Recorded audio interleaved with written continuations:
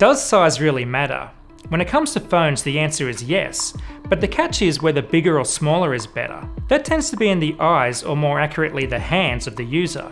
Enter the Apple iPhone 12 Pro Max, which really lives up to its name. This is the most expensive and biggest model in the iPhone range. So is bigger better? I took a hands-on look at this phone to give you the lowdown.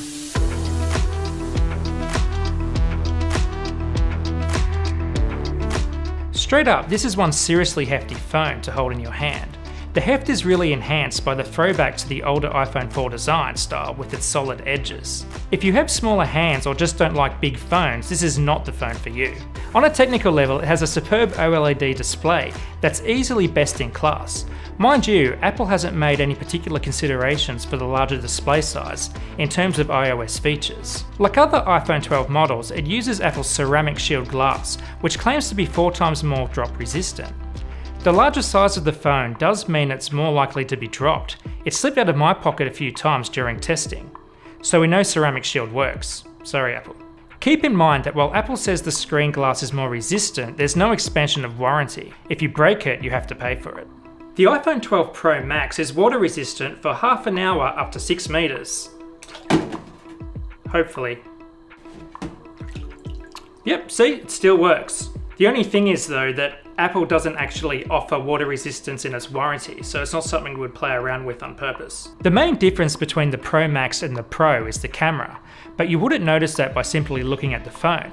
Both phones feature 3 12-megapixel cameras, a wide, medium and zoom lens. The Max has the largest zoom distance at 2.5 times compared to the 2 times of the Pro, but the smaller Pro model has a slightly larger aperture, which could make it better performer in low light situations. The Pro Max claims to have the largest individual pixel sensor sizes on any iPhone. It also has sensor shift stabilization, which places the stabilization module on the sensor itself, rather than on the lens.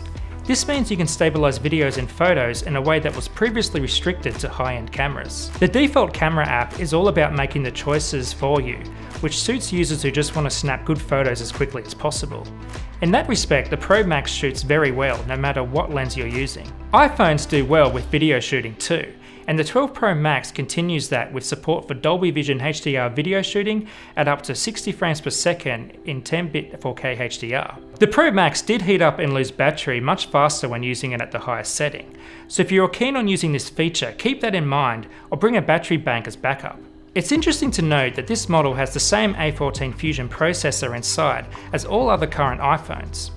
This means there's not much of a performance difference between an iPhone that's only just over $1,000 and one that's over $2,000. Still, this processor remains the one to beat. However, apart from 4K video editing, there aren't any apps that really push it to its limits just yet. The other big difference for the Pro Max is the inclusion of 5G, although the Australian version only supports slower sub-6 GHz 5G. The US model also supports M-Wave 5G. When you consider the price tag, it feels a bit rough that Apple cut down 5G support in this way. Right now, there aren't any M-Wave networks in Australia, but there will be in the future, and these phones will never be able to access them at full speed.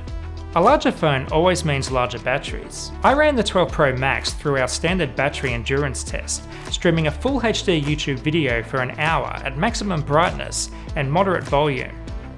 While the 12 Pro Max fell short of last year's iPhone 11, it managed to outpace every other iPhone model Apple's released this year. A full day's usage is easily achievable in most circumstances. Charging is fast, and it also supports up to 15-watt wireless charging, including the use of Apple's new MagSafe chargers. So does this phone justify its huge price tag? Only if you really want that higher end camera and a bigger screen. Performance-wise, it isn't really that much different to the iPhone 12, which makes that a much better value phone. But hey, if you want the top camera specs, the iPhone 12 Pro Max is a great luxury option.